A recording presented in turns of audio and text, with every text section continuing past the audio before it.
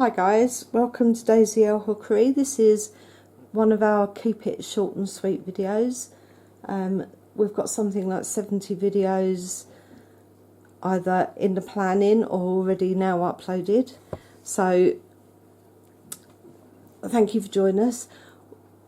Subscribe and come back to us often when you need a short and sweet little tip for some of the stitches that you might be using in your crochet. Today we're starting right at the very beginning. This is how you make a slip knot. You take your working yarn and you place it across your fingertips, pop your index finger out and wrap it round twice. Take your back loop, pull it over the first loop. That now becomes your back loop. Take that loop and slide it off your finger. There you have your slip knot.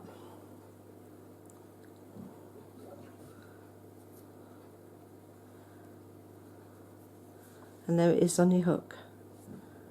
So I'll do that one more time.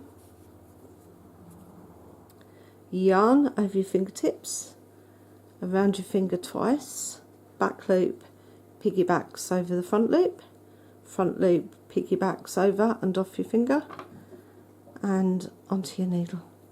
Onto your hook, sorry. I've just been doing some knitting. So that's your slip knot on your hook and you're ready to go.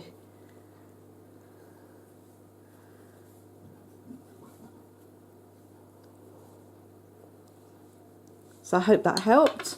Like I say, come back and join us for some more keep it short and sweet videos, and I'll see you next time.